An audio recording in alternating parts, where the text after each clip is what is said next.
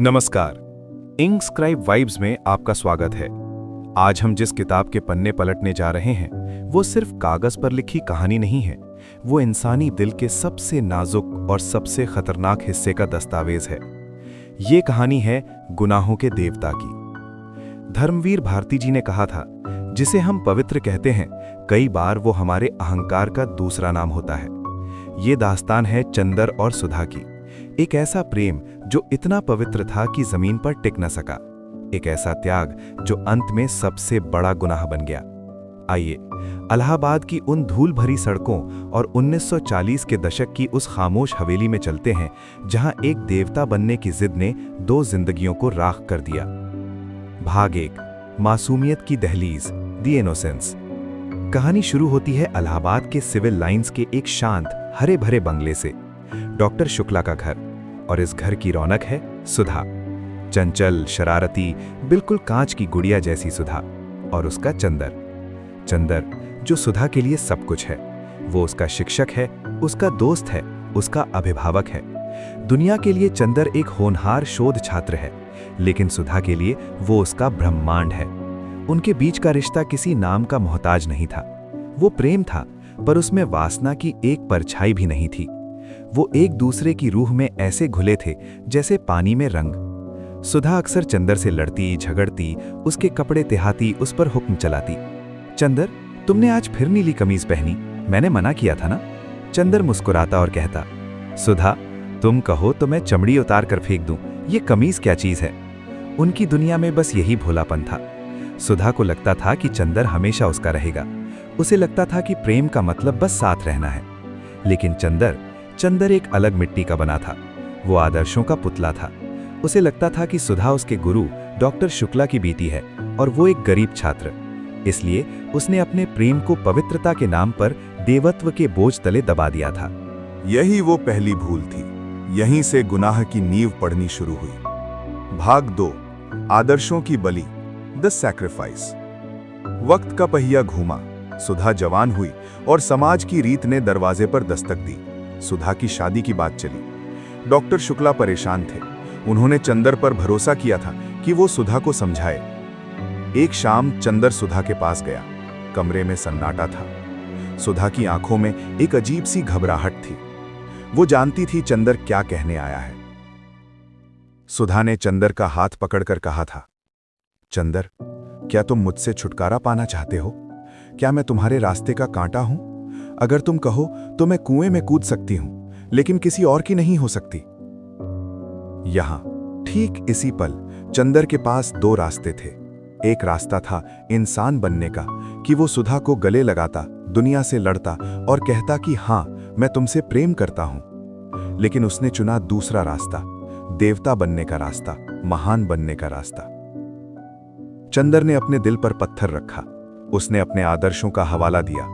उसने सुधा से कहा, सुधा, प्रेम का मतलब पाना नहीं होता, प्रेम तो त्याग है। तुम्हारे पिताजी की इज्जत मेरी इज्जत है। तुम्हें शादी करनी होगी सुधा, मेरे लिए, मेरी खुशी के लिए। चंदर के इन शब्दों ने सुधा को अंदर से तोड़ दिया। अगर चंदर ने कहा है तो सुधा कैसे मना करे? चंदर उसका देवता था और देवता की बात काटी नहीं जाती। सुधा ने वो जहर का प्याला पी लिया। उसने चंदर की आंखों में देखा, एक ऐसी नजर जो चंदर को पूरी जिंदगी सोने नहीं देगी, और धीरे से कहा, अगर यही तुम्हारी इच्छा है देवता, तो यही सही। शादी हो गई। सुधा किसी और की हो गई। शहनाई की गूंज में 2 दिलों के टूटने की आवाज किसी ने नहीं सुनी। चंदर ने सोचा था वो महान बन गया है, उसने त्याग किया है, लेकिन उसे खबर नहीं थी कि उसने सुधा की हत्या कर दी है, जीते जी। भाग 3, टूटते हुए भ्रम, द फॉल।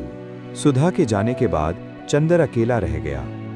इलाहाबाद की सड़कें वहीं थीं, पर उनमें वो रौनक नहीं थी। डॉक्टर शुक्ला का घर अब एक कब्रिस्तान जैसा लगता था। चंदर के अंदर का देवता अब चीख रहा था। उसका आदर्शवाद धीरे धीरे पिघल रहा था और नीचे से निकल रहा था एक टूटा हुआ, तड़पता हुआ इंसान। अपने अकेलेपन को भरने के लिए चंदर भटका। वो पम्मी नाम की एक लड़की के संपर्क में आया। पम्मी जो आधुनिक थी, बेबाक थी। चंदर ने पम्मी के साथ वो रिश्ता बनाया जो शारीरिक था, बस इसलिए ताकि वो सुधा की यादों को मिटा सके। लेकिन जिस्म की गर्मी रूह की ठंडक को कैसे मिटा सकती है? हर रात चंदर को सुधा के खत आते। उन खतों में सुधा झूठ लिखती, मैं बहुत खुश हूँ चंदर, मेरे पति मुझे बहुत चाहते हैं, तुम मेरी चिंता मत करना। लेकिन उन शब्दों के बीच में आंसुओं के दाग थे। चंदर वो दाग पढ़ सकता था। वो जानता था कि सुधा वहाँ घुट रही है। वो जानता था कि सुधा ने सिर्फ उसके कहने पर अपनी जिंदगी एक ऐसे आदमी के नाम कर दी जिसे वो जानती तक नहीं थी। चंदर को पहली बार महसूस हुआ कि महान बनना कितना घिनौना हो सकता है। उसका त्याग असल में उसका अहंकार था। उसने सुधा को बलि का बकरा बनाया ताकि वो खुद की नजरों में ऊंचा उठ सके। मैं देवता बनना चाहता था, चंदर ने एक रात आईने में खुद से कहा, लेकिन मैं तो जानवर से भी गया गुजरा निकला। मैंने फूल को मसल दिया ताकि मेरे हाथों में खुशबू रह जाए।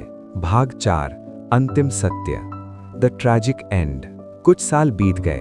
सुधा टूट चुकी थी, शरीर से भी और मन से भी। उसे तपेदिक यानी ट्यूबरक्यूलोसिस हो गया था, या शायद जीने की चाह खत्म हो गई थी, इसलिए शरीर ने साथ छोड़ दिया था। खबर मिलते ही चंदर भागा। जब वो सुधा के पास पहुंचा तो वो सुधा नहीं थी जिसे वो जानता था। वो एक हड्डियों का ढांचा थी, पीले, कमजोर, मौत के दरवाजे पर खड़ी। कमरे में दवाइयों की गंध थी। चंदर उसके सिराने बैठ गया। उसकी आंखों से आंसू बह निकले। उसने सुधा का हाथ पकड़ा, वही हाथ जो उसने सालों पहले छोड़ दिया था। सुधा ने अपनी धुंधली आंखों से चंदर को देखा और मुस्कुराई, एक दर्दनाक मुस्कुराहट। तुम आ गए चंदर, मैं जानती थी तुम आओगे। चंदर फूट फूट कर रोया। मुझे माफ कर दो सुधा, मैंने पाप किया है, मैंने तुम्हारी जिंदगी बर्बाद कर दी, मैं गुनहगार हूँ। तब सुधा ने जो कहा वो इस कहानी का सार है। वो साहित्य के सबसे भारी संवादों में से एक है। उसने चंदर के माथे पर हाथ रखा और कहा, नहीं चंदर, मेरे देवता, तुम गुनहगार नहीं हो। तुमने वही किया जो तुम्हें सही लगा। बस अगली बार किसी से प्रेम करना तो उसे देवी मत बनाना, उसे इंसान रहने देना, और खुद भी देवता मत बनना। देवता कठोर होते हैं चंदर, इंसान के पास दिल होता है। सुधा की सांसें उखड़ रही थीं। चंदर चीखना चाहता था, वक्त को रोकना चाहता था, अपनी सांसें उसे देना चाहता था।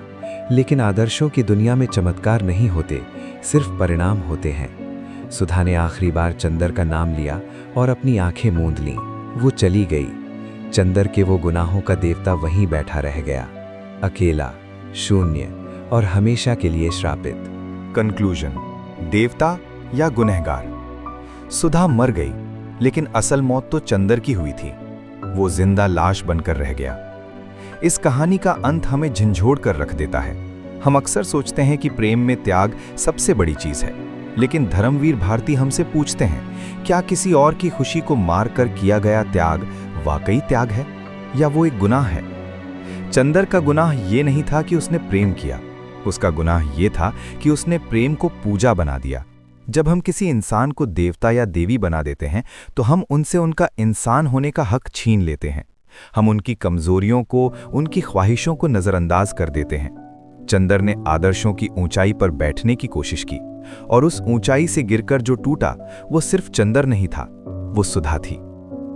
ये थी गुनाहों के देवता की दास्तान, एक ऐसी कहानी जो हमें सिखाती है कि कभी-कभी सीधा साधा इंसान होना किसी महान देवता होने से कहीं बेहतर होता है, क्योंकि देवताओं के पास मंदिर होते हैं पर इंसानों के पास घर होता है। अगर इस कहानी ने आपके दिल के किसी कोने को छुआ हो, अगर आपने भी चंदर के पश्चाताप और सुधा की खामोश चीख को महसूस किया हो, तो याद रखिएगा, कहानियां अभी खत्म नहीं हुई हैं। ऐसे ही गहरे और दिल को छू लेने वाले किस्सों के लिए जुड़े रहिए मेरे साथ। आप सुन रहे थे इंकस्क्राइब वाइब्स। शुभ रात्रि। अपना ख्याल रखिएगा और अपने चाहने वालों को इंसान ही रहने दीजिएगा।